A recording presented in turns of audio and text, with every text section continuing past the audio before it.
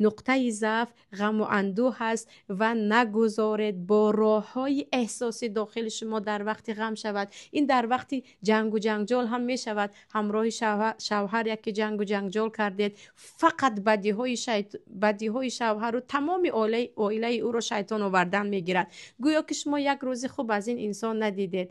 پس از مدت آرام میشوید، میگوید اگر من در یک سال 5 بار جنگ کنم، دیگه بقیه این همه 360 روز دیگرش که در جنگ نیستیم. پس اینها از طرف کی بود؟ از طرف شیطان بود. با همسایه‌تان یک مشکلی می شود، فقط برای جنگ انداختن چیکار میکند؟ فقط بدیهای او را آوردن میگیرد. گویا که هیچ خوبی از او نشد. در این وقت باید مسلمان مؤمن قوی خودش را به پروردگار، به پناه پروردگار بسپارد و پیش از اینکه درهای احساسات او را کاملا گمراه کنند و دروازه عقل پا نهد، با عقلش فکر کند که الان گفتم این همه غم است، آخر روزهای شادی هم داشتم، آخر بعد از این غم ها چی است؟ روزهای شادی دیگر هم هست، یا پس از این جنگ و جنجال باز آشتگی خوبی دیگر هم هست. حتی بعد از آیت طلاق پروردگار میگوید ولا تنسوا الفضل بینکم.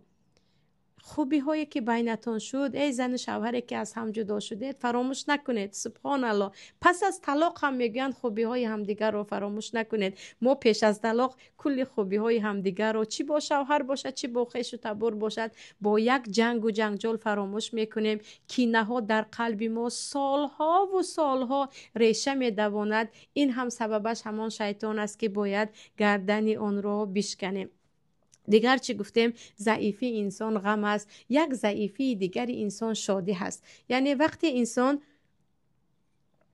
خوشحال می شود، ببینید که گناه های زیاد را انسان یکی در وقت غم و غصه انجام دهد، حتی به خودکشی، خیلی گفتم، به ناامیدی، به حقارت کردن دنیا، به دشنام دادن تقدیر، هزار و یک گناه هایی که سبحان الله بخشیده نشدنی است که انسان باید توبه کند. یعنی در وقت غم قهر شدن، زده شکستن و چیزی دیگر، گناه های دیگر رو در وقت شادی انجام میدهد. دیگر روزی خرسندی هست. در روزی خرسندی ما الان هستیم گویان. ببینید ما جشن داریم، خرسندی داریم گویان. بچه ها دست نمیزنند. نه روزی شادی هست، هیچ باکه ندارد برقصید، هیچ باکه نیست زن و مرد آمیخته شوید. انسان در یک عمر یک بار توی می شود. چی کار خواهد در آن شب عروسیش از پوشیدن و از رقصیدن و از آلایش و چیز دیگر انجام دهد؟ در روزهای خرسندی هم، در شادی ها هم چی کار می کند؟ انسان داخل می شود.